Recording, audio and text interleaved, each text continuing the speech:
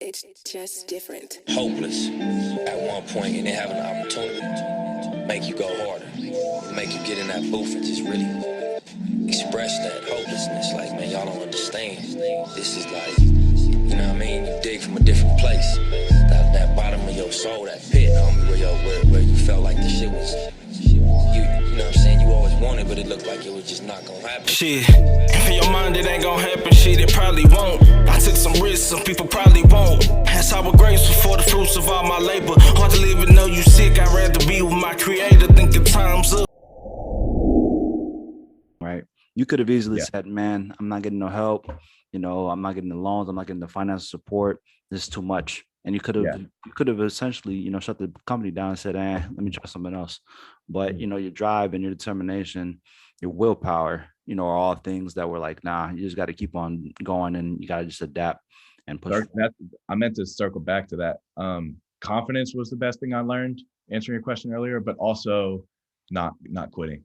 Sure. Not quitting. I can't tell you how many nights I went to bed and I was like, F this, I'm not waking up and doing this tomorrow. And then what did I do? I woke up the next day. And normally it was those days we would have some crazy, stupid stuff come through. And I'd be like, oh my gosh, I never would have imagined. Like, so you get tested the most right before you grow the most. Absolutely. Yeah. It's always, you know, before the calm, you got to have a storm. You feel me? Absolutely. All right. Now it is time for the spicy subject. All right, of the show. Dating and relationships, especially in 2021. Baby's right here. Oh, yes. So we're going to have an addition to the show. Hi. Obi, this is Jen. How are you? Obi. Hello, Jen. How are you doing? Good. How are you? Nice to meet you. Nice to meet you as well. Thank you for coming on and for giving us some of your time. Well, so this is his time. It's not mine. So really, ask your questions. I'm not here. So, you know, one thing with 2021 that I've noticed and that I've been observing is that, you know, dating relationships with this social media age and just with, you know, the modern times we're in is become sort of a point of contention between men and women. My whole thing with this podcast is to try to help. And what better way to sort of offer some aid than with two people who are in a relationship and are making it work in this time?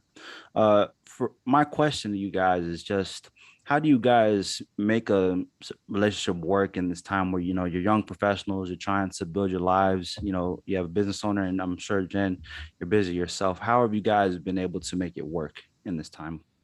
Communication. I would say communication. And it's like Jen and I don't fight.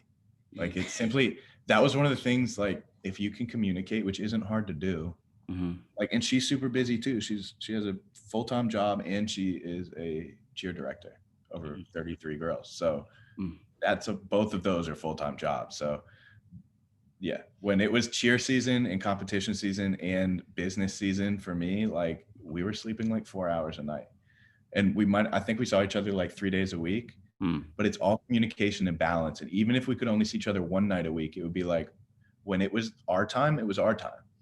Also, the support too is very important. You can have that line of communication and still not have that support from the other partner, but support is a very, very big one. Make sure that you're on that same page. Yeah. Keeping that same line of communication and that support to know that you're being supported by the person that you're with, right? And they're there to help. And it wasn't like, when it was our like super busy season, we would be at events for one or the other, but that would be our time together too. And we'd be happy. Like, we were, and we still are, like, now we have more time to hang around and go do stuff and like spend a little bit more time. But even when we didn't, it was still like, you just value the time you do get. So like, now I'm super grateful. Like, we do have more time in the day, but it was all balance. And it's not hard to communicate if you can communicate if you're communicating with the right person. Communication, compassion, and support. Yeah. There you go. Communication, compassion, support. All three really great points. And I think, I absolutely agree with you guys that those are some of the keys. But then, you know, you have, you know, certain people out here who believe, you know, I feel like my partner is not, you know, reciprocating the same energy. You know, they're not giving me the same, you know, support. They're not giving me the same thing that I'm putting out. To those people who kind of have that mentality, what do you tell them? You know, that my partner is not doing enough, or maybe dating's too hard? I would say that, I mean, that's a couple different things. I would say, have your wants and needs been communicated to your partner? Because a lot of times the person It's the first party complaining about the second party, and the second party doesn't know. I would say, have they been communicated? Have they been like, people want people to change immediately. They're like, they do this thing and it bothers me. Okay, like you have to, it's like training a dog. Like you have to train your partner like that. Like, you know what I mean? Like, don't catch some heat for that one. All right, man. Yeah, I'm getting in trouble. Yeah, when the camera's off, keep the audio on. All right, I need that for the there. I'm gonna need that for the lawsuit. Yeah. And then just not gonna lie, sometimes you're with the wrong person. Sometimes you're with someone, and maybe you're the wrong person. Like a lot of people don't want to blame themselves. But my dad told my uncle this, and I kind of laugh at it. Because my uncle he had broken up the girl he was with. And my dad was like, you realize you're the common denominator among all your failed relationships, right? Like you might be the problem. Every relationship didn't work out that you were in it. Like, so sometimes the other person is not right for you. I mean, and the only way to do that, date them a little bit, learn them. And if something feels off, it's off. Like trust your gut. And then maybe you're the problem. Maybe you're not mature enough. Maybe you need to learn different communication ways. Like, yeah, so that's a multi-pronged answer. Absolutely. But short answer, it could be you. You could be messed up. You might need. I don't even think dating is hard nowadays, though. It just goes back to that communication. Yeah. Communicating, right? But not just communicating, but comprehending what that person needs and wants, and not just thinking about yourself. I think that's a very, very important one. And it's just not thinking about yourself. You have to think of the other person. You have to love how you want to be loved. And like I love that. I like that. I like that a lot. Jen and I believe this, but I see people fail at this all the time. You get the partner. That's the beginning of the race. That's the gun going off. Yep. Like dudes work really hard, and they go rent their cars and take the girl out to dinner a couple times, and they fall in love and this and that, and then the dude changes and gets fat and doesn't go to work. Like how many times have you seen that happen? Or just stops doing stuff like, you used to open my door. Oh yeah, like we're together now. It's like no. So like when you get the girl, that's the gun firing, and like you better be set. You better have like trained and know what you're doing, because you have to get faster and better and continue to build the relationship from there. Earn that person. Yeah. No complacency. Also, like if you're running a race, like you got to think of it like that. Like if your partner's running, you and your partner are running, there's dudes dogging at your heels. Like people want the prize. You know what I mean? Like so, and if you want to slow up and get slow, guess who's gonna get her? Like you got to think of it. I think of it like a race. Yeah. No, for sure. You can't let your foot off the gas pedal. Once the gun goes off, you got to learn the person more, understand them more, go above and beyond what you were doing. Yeah. No, for sure. I think you guys really bring up great points. I mean, for me, I've always said you have to understand what you want. You know, what do you want your lifestyle to be? What do you want your partner, like, what do you want out of your relationship with your partner, first of all? And then are you willing to communicate that to them, like you guys have both alluded to? And if something's not there, okay, is this a deal breaker for me? Or is this something where, okay, this can be, you know, we can handle this. We can work through this together. You know what I'm saying? I think so many people would rather keep bad company or be the bad company than to say, you know, this isn't working, at least not at this time. Right. And then just another thing, I don't know whether you guys agree, but I just think that, you know, people don't understand that when you decide to be in a relationship with somebody, you're automatically kind of signing on that you're not allowed to be as selfish as you once were, whether it's with your time or whether it's with your energy. Like you're in a partnership with somebody. You're like, you have someone else that basically you have to consider now. Right. And I think a lot of people want to be in a relationship and have a relationship outcome, but still have a single mindset. Yeah. Get your first degree and you get into your work and your projects, one of which you talked about being a dad. And well, you got into other things. Actually, let's talk about your sex education and your sex work. So you're a big advocate of, you know, people practicing safe sex, being aware. So where did that come from and how did that develop? Honestly, it just kind of came from like growing up in Texas, and Texas, the South generally, but Texas especially, having just terrible sex education. I had been, when I was at UT, I was involved really heavily with like Planned Parenthood and Students for Sensible Drug Policy, which I'm currently on the board of. So Planned Parenthood is like, what'd you say? No, it's good. Yeah, I'm just listening.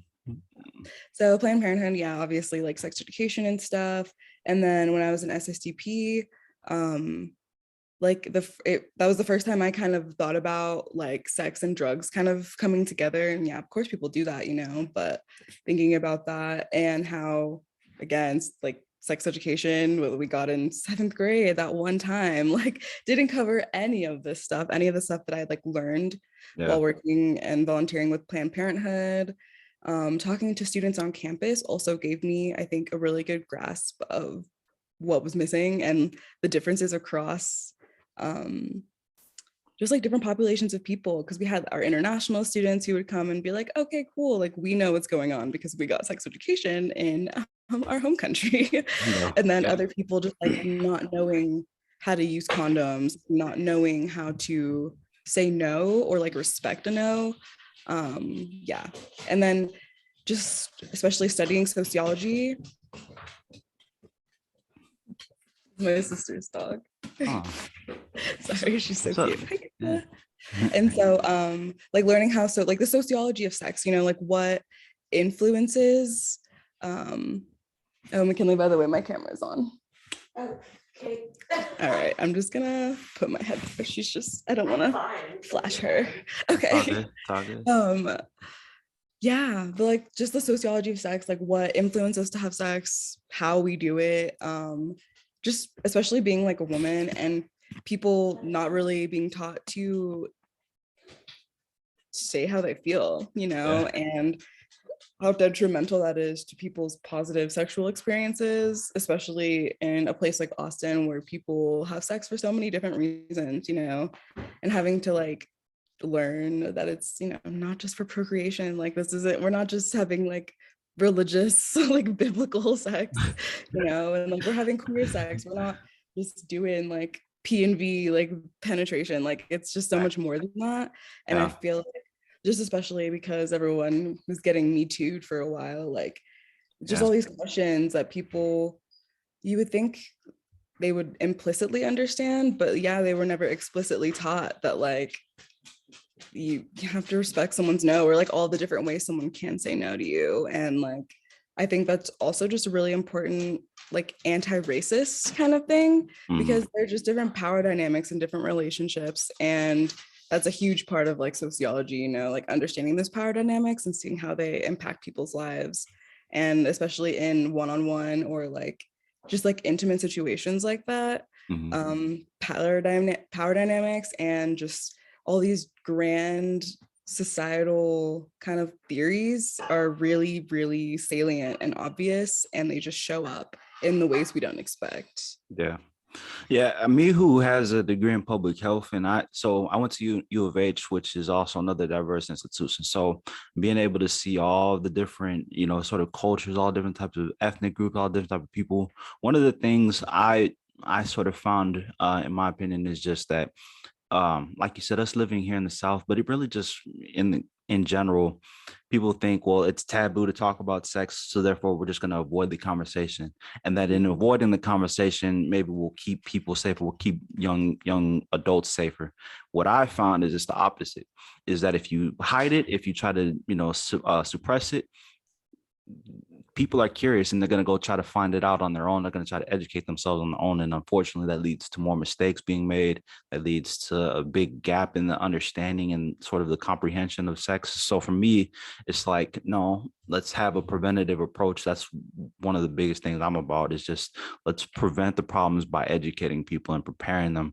And then from there, you know, people kind of can do with the information what they will, but at least now they have the tools to equip themselves with. When I feel like when I think of my age and I'm like, okay, I'm 24, I'm just like, I don't even understand what it means to be 24. Yeah. Like, you know how some people be like, oh, like by the time I'm 25, I want to be married and have a baby. And I'm just like, I'm 24 and I don't have nothing in that realm at all. Like, you're not thinking of starting a family and having some youngins. You're not thinking about that yet. You know, I do want some little babies running around. I don't think I'm mentally ready for it at the moment. You know, kudos to people that have kids already right now. I think I have to focus on myself a little bit more. Yeah. before I'm ready to take on. And like you said, I want to be a little bit more stable and self-secure before I try to bring little humans into this world, because I want to make sure that I can give them the best life possible, Facts. So For that's sure. what I'm striving for sure. I definitely do want a family. How about yourself? Yeah, that's down the line. Of course, want to have a wife and kids and do it the right way. But just try to be diligent as far as making sure I'm ready to take care of other people, making sure I can bring a life into this world and I can give it, all the tools that give them all the tools that they need to be able to navigate life as best they can. Obviously, there are going to be obstacles, but hopefully I'll be at a point where I'll be able to kind of help them, with anything that they have questions about, daughter or son. And just with my spouse, my future spouse, when that time comes around, hopefully, I'll pick a person who I can build a life with, and I can just do it once, and that'd be what it is, and we just build a family. So yeah, that's in the cards, but that's down the line for me. We'll see what happens though. Things don't usually go according to plan, so I just try to be ready for whatever happens. I love that. I think that that's very mature of you. A lot of times people don't think of it like that, and they just, life happens and things happen so fast, but if you're able to sit back and say, okay, I love that mindset, being like, okay, I am ready to bring someone in this world. I'm prepared to give it as best, give them the best life possible. And I love that, because I think a lot of people don't even realize that around our age, and especially like with the economy changing and everything. And, I feel like it's a lot harder to take care of yourself, not only yourself, but other people. Stuff's getting a lot harder to do. Buying a house is harder. Finding good or better jobs are harder. So, to have that sense of maturity and be like, you know what, I need to get me together first and then we can have a baby, versus the other way around. Right. I think that speaks volumes, if you can do that. Sometimes it don't happen that way. Like you said, life happens and nothing's wrong with that. But if you can do that, I think that's amazing for sure. Facts. So just wrapping up and getting towards the final stretch, we're going to finish off with some quick hitters. So just if you had 3 key lessons or 3 key things that you live by in life, what would they be? Oh man, that is a oh yeah, that is a strong one. Let's see here. Well, number one, take everything as an opportunity, whatever it may be, because that will get you pretty far in life. Instead of dwelling on things that you wish you had, just take an opportunity to go a step in a different direction. 2, you have to put yourself first. If you can't be good, then you helping someone else or anything down the line, it's just going to be a domino effect. You got to take care of you first, that whether that be your mental health, physical health, anything that you can do to make yourself better so that you can make other people better. I'm all for that. And the third one, oh man, I would just say, just be you. I know, and that's so cliche, but I feel like in a time now where we have so much social media and things like Instagram and TikTok, a lot of times people really lose their sense of self and they really want to be who people are online, but people just forget that that's just a persona. That's not real. Yeah. They have Photoshop, they have all kinds of things that people want to strive for, and it's not even real. You can't even tell the difference nowadays. Stuff is getting too hard to differentiate, especially with influencers being a big thing now. I find myself a lot of times, if I'm scrolling on Instagram or whatever, I'm like, oh man, I wish I had that. And it's just like, you don't know if that's real or fake. You don't know that person's life. I've seen things where stuff, for example, like in the fashion industry, where people are posting all these outfits and stuff, and then the same influencers are coming back and saying, I would never wear that in real life. That was just for a picture, and it just, stuff like that opens my eyes, and I'm like, you know what? This is not real. You have to make your own reality and what works for you. Stop trying to compare yourself to other people and just be, honestly, you have to be yourself. There you go. And that's really it. That's what I live by. I started realizing that I had to put so much time into studying that I wasn't able to focus on jujitsu and videography. And it really got me thinking,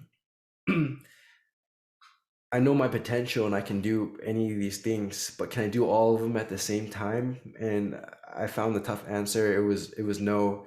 In order to do my best in any one of them, I had to pick a couple to focus on.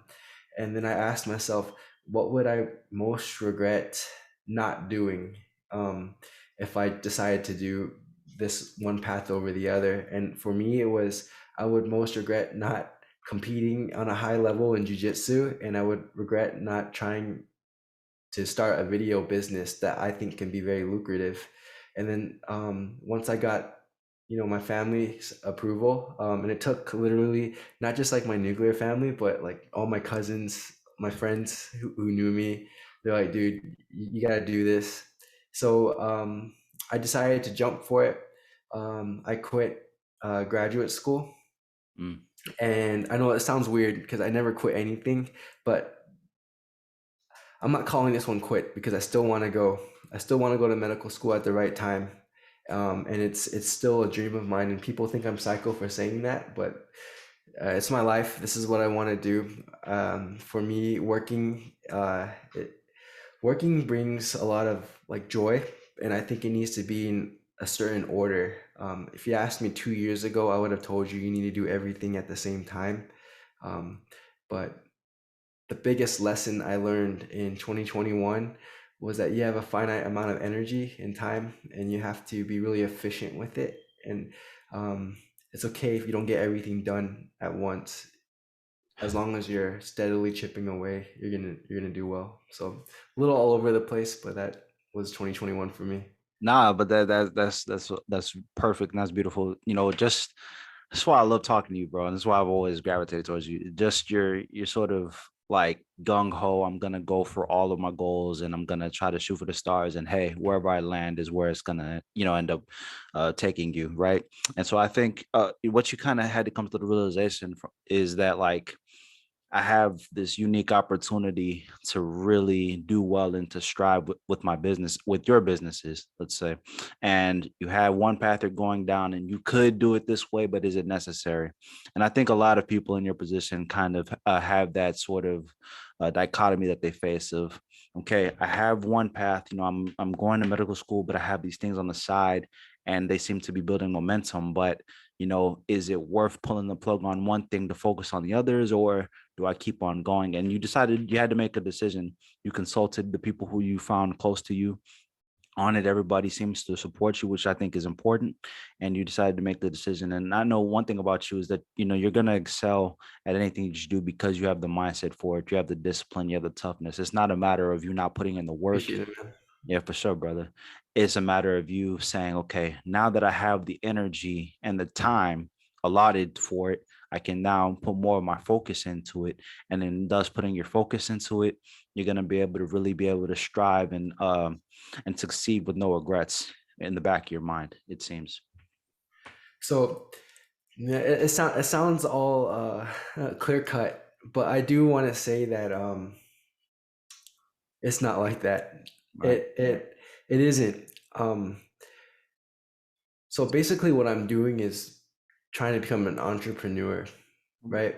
Yeah. And there's a lot of nitty gritty to it that's really not shown, and it all is right here in your mind, right? It's literally a fight every day, because you create your own schedule. There is no infrastructure or skeleton that is pushing you except for the one that you create for yourself. So there were times, from last week to 5 or 6 months ago where, I felt super low, super like what am I doing? Like I feel lazy. I feel all of these emotions, right? And I think it's really characteristic with just the actual vibe that everyone feels as a collective culture in 2021, was this collective haze that was thrown on top of us. a haze of distraction from social media, from expectations placed on us from ourselves and then from community. And I think the one encouragement I want to give to anyone who's trying to create a business is you're totally normal for feeling those range of emotions. What sets you apart from everything else is what you decide to do despite those emotions. And that's what courage is. You know, you can have fear, but you can't have courage without fear, right? It's the act of doing things that are difficult but necessary despite being afraid. And that's something huge that I'm learning right now. And a pretty great example to show you is my consistency with posting my own personal content on social media. I can tell you without a doubt in 2021, I was very, very active with creating content for other people. I've created hundreds of videos for several clients, created like 53 technique videos for one specific client, 52 actually. And I wasn't consistent with putting myself out there. And that is like a direct correlation to my confidence in myself. So I have to discipline myself to put stuff out there and disengage my self-worth with the amount of interaction I get from putting my own content out there and treat it more like a business. Like if I really want people to know me or know about me, then I need to post more frequently. And that means you can't associate your emotions with your work. So all of these little things, these mental battles, I'm learning to overcome. And that was kind of the highlight of my latter half of 2021. And I think it'll segue into a lot more financial prosperity in 2022. So, yeah. No, I love that, bro. You know, I think the one thing just trying to pick apart from what you just talked about, I think first off, you talked about courage cannot be had without fear. I think that's absolutely true.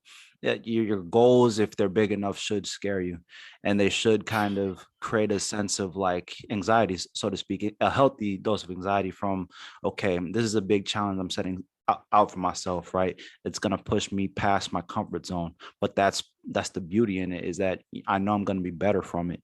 I know that if I really put my mind to something and I shoot for the stars, I'm gonna be able to achieve anything that I set my mind towards, so long as I put in the work, right? And then I think the one thing you've talked about here is just that success and prosperity isn't found linearly. You know, there are ebbs and flows in anything that we try to do, right? There's always going to be obstacles. There's going to be setbacks. You know, you're going to have you who's an entrepreneur or is trying to become a full-fledged one is, you know, there are going to be days where you're going to be busy. You're going to have a day of, you know, financial prosperity. You have a lot of clients, you have a lot of bookings, and it brings in a lot of money. And then there are days that they're going to be slower. The thing with being an entrepreneur that I've observed from just talking to them and understanding it is that it's actually quite difficult because you don't have the safety net of a 9-to-5. You don't have that surefire every 2 weeks I have money hitting my bank account. I don't have that security of every week or two, you know, I know what's coming in. You don't know. Everything is based on the work that you put in. And for days where you might feel tired, you might feel exhaustion, you might feel fatigue, you have to keep on pushing yourself because the work that you put in and the progress you make is directly correlated to the results that you see, right? So after college, after get your master's, now Tokyo 2021, you become an Olympian. So talk about how that became possible and what that was like building towards joining the Olympic team. So of course it was always a goal of mine. It was always a goal of mine. And I was just like, shoot, I mean, everyone has goals. I've had goals and sometimes they didn't come into fruition. So I remember at the beginning of 2021, this was the last semester of my master's program. The last semester I was at A&M last year. My mom came to my apartment and hung out with me for a couple of days in College Station. Mm-hmm. And we made a vision board.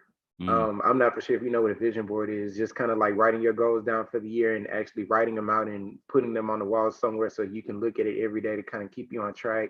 And I remember that was the number one goal I had for myself on my vision board. And I was like, of course, this has always been a goal for me, but like, who knows if this will actually even happen? So I wrote it. I put it on my vision board. I put it on my wall and looked at it here and there. And like I said, it was always a goal for me. Like I was striving toward it every day. It was just a question of if it was actually going to come into fruition.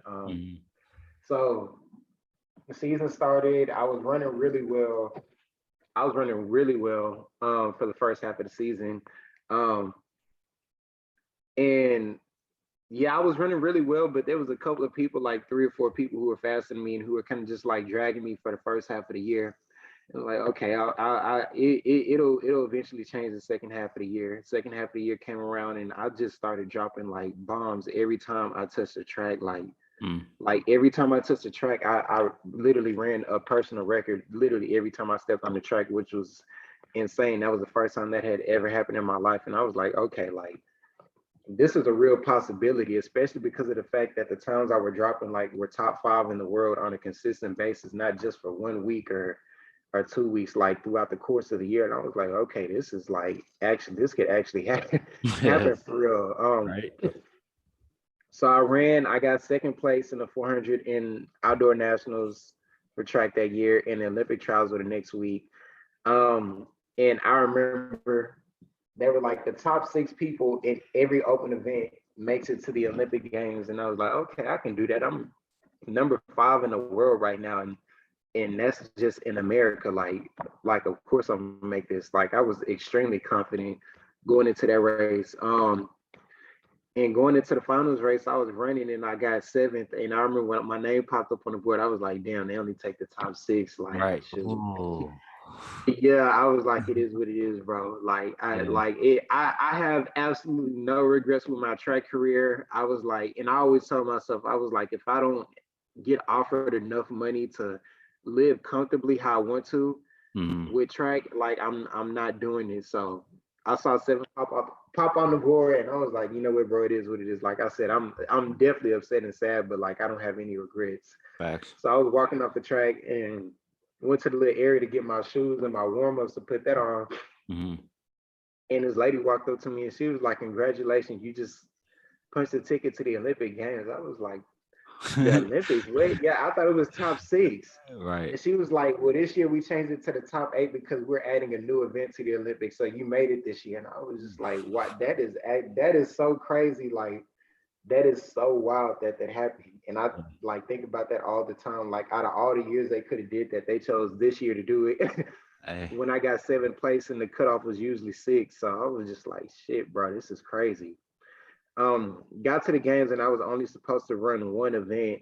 And in the prelims at that, ran that. And I was like, okay, I'm just kicking it until I leave Tokyo.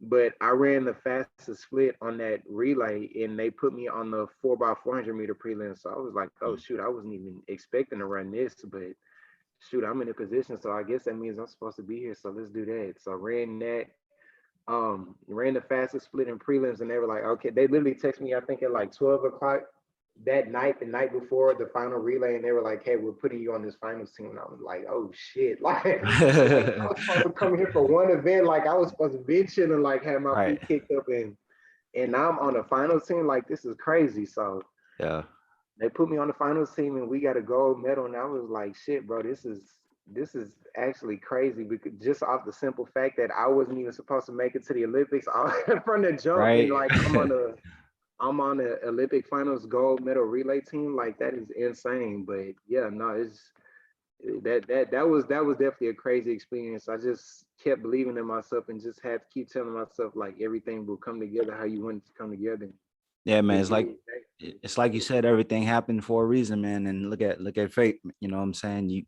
Very true. Just buy in and keep on doing what you do. You keep on working, and eventually it'll all work itself out. You know, as long as you put yourself in a position. So it's great to hear just that story, man. Which is after football, music, and you began your project AVRION on Spotify. So just talk about what got you into finally launching the project, and you know, what has music kind of been and meant to you, and why it was time at this moment to start it up. Well, when I first got done, man, like I said, like I played from the time I was 7 to the time, you know, I graduated from college. So when I first got done, it really hit me hard, man, that you're not playing football no more. You're gonna have to figure it out. So when I first got done, I wanted to kind of get out and kind of do spoken words and things. And like I said, my cousin Carmen, she went to MSU with me. She introduced me into my first spoken word event to where I can get up in front of people and just even see if I can do it. And so I was able to do, pretty well, and just kind of try to grow from there.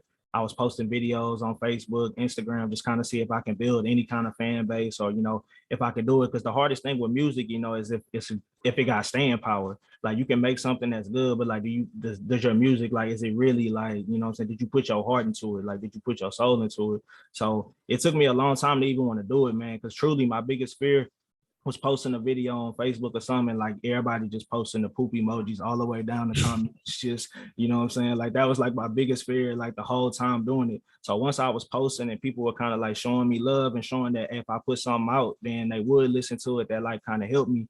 And then when I got back, because when I was in college, I was, I had a couple good dudes that I worked with. My homeboy Kalechi, shout out to Kalechi. His artist name is Ugo Black, and my homeboy Moo. They let me, just work in the studio and work on the craft. So that was real important. And then when I got back to Houston, I connected with my homeboy Renzo, and just having access to the studio, man, and just being able to work on the craft, like I just love it, man. I just fell in love with it, really, man. And like it gave me the confidence to want to put out the project. I dropped it on my birthday. You know what I'm saying? So like I said, music means a lot to me, man. Like my favorite artist growing up was Big Crit. But like I said, my musical yeah, speak on it. I want you to speak on it. Go ahead. Yeah, now he dropped the Houstonians. Yeah, man. I mean, and definitely like even Houston music. I mean, you got Big Crit, you got DJ Screw, and just that whole group is definitely good to see. A new generation of new blood being able to come together. And you're working with people. You have people who are willing to invest in you, and you have guys who now you have already ready to kind of partner with you, which is great. Because a lot of times I think, dudes try to do it on their own and try to do it by themselves. And it's like, nah, man, everybody needs a support system. Everybody needs a network, and that'll help us all. There's enough for us all to eat together. So that's even more so something that I'm looking at. I'm like, this is good that this guy has his head on straight. He's motivated and he has people that are there for him, which is great. Now, the big thing, bro, is having people that want to work with you, bro. It's a lot of people that want to enjoy your success, bro. Like the big thing is having people that like really want to be there through the process, man. Like that's the hard part. And that's what I've been lucky enough to have. Like I said, with my cousin being able to offer me the platform in college to speak, all my homeboys just letting me get studio time and work on my craft. Like that's the kind of stuff where people are able to improve, and and just grow from that. So like that was huge for me, man. I definitely didn't do it by myself. I would never tell you that. But it's good that you have people there for you and who are invested in your success, man. Because for sure, I think that's where most guys set themselves apart, is who's able to be there for them. Who do you have in your corner and who's there to really push you? Like for us, we have Coach Kovo, but even for myself, it's guys who's mentored me. I've had a lot of older people, who have like taken me under their wing and like made sure I didn't stray off on a bad path, or make sure that I didn't repeat a lot of the mistakes I made as a youngster, even now. And I still rely on them. I'm still close with them today. So it's definitely, the value of network, if there's nothing else that we're talking about here, doing that and putting in the work and just believing in yourself, because you can't be afraid to fail.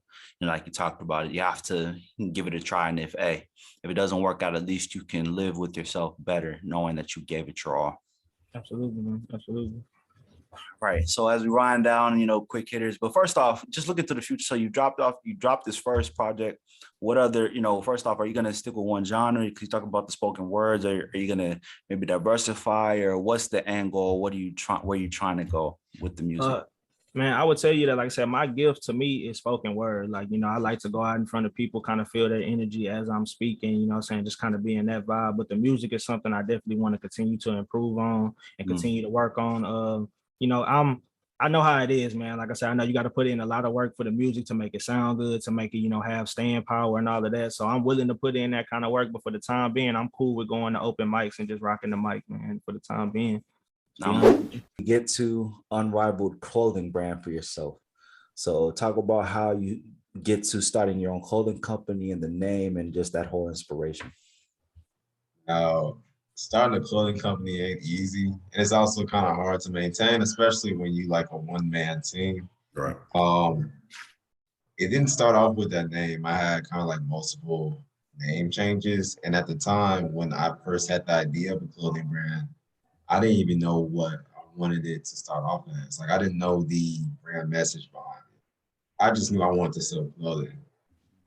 When it comes to unrivaled is supposed to mean like, kind of like you like no competition, or you can't be compared to something else.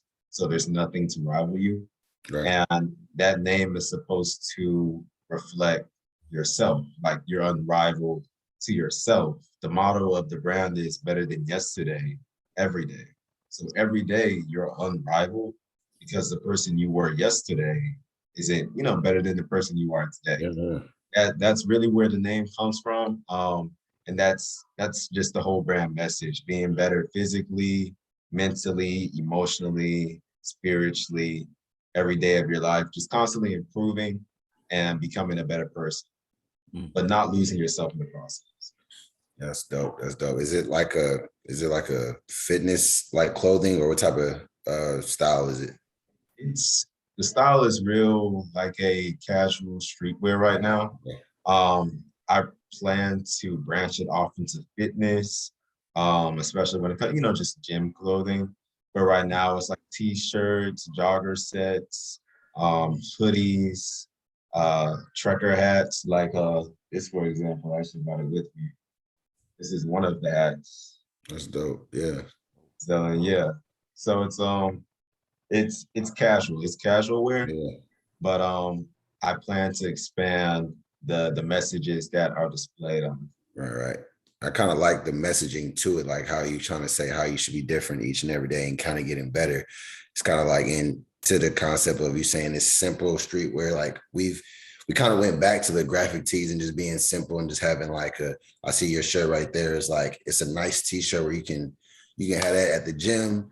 You can wear that with some joggers. You can even throw that on with some jeans. I see you got a nice chain. It's like you can do that in multiple different ways. I can see that going in so many different ways. And most importantly, you got that message. So I definitely see that you can go somewhere with this business right here.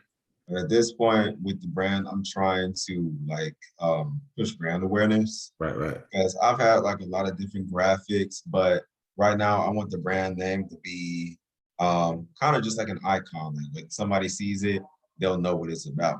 Right. So the clothing I'm pushing out is going to have the name out more. It's not going to be too flashy, not with a bunch of different graphics and stuff going on. It's going to be real. It'll look like real put together. Like if it was a jogger set, like a sweatshirt and some joggers, it'd be like unrivaled. You'll look real neat, put together, but you'll also still have that athleisure type stuff. Right. And something I kind of want to ask you is because I have my own business too with Taste of Home is my meal prepping company. Do you see yourself diving 100% in right now, or do you see yourself kind of, I know you go to UTA and like, do you want to do corporate America 9 to 5 and do that? Because I had a hard time, like, do I stay in corporate America and do this, or do I just do 100% at my craft? Because you do got people in your ears, like, what do I do? So kind of how do you go to your day-to-day thinking like that? Like, do I want to go to corporate America and do that, or just dive deep into my business? I see myself, I guess, using my income from my job and my side hustle to fund my clothing business, because that's my passion. Right. I feel like people should have a job, like a full-time job, part-time job. They should have a side hustle, and then they should have a passion, like a passion project. Right. So it's like 3 different things that they're focusing on, but the first 2 will fuel your passion. And I feel like one day, once I have enough put into this and it can like fly on its own, I'm going to leave the other 2 behind. Or at least when it comes to my side hustle, have people do that for me. Around, feet on the ground with a prove you wrong mindset. I'd rather go out on my sword than have my mind tapped. The ones with eyes can never see, I make the blind clap. I'm bringing back that type of sound that wants divine rap, homie. Yeah,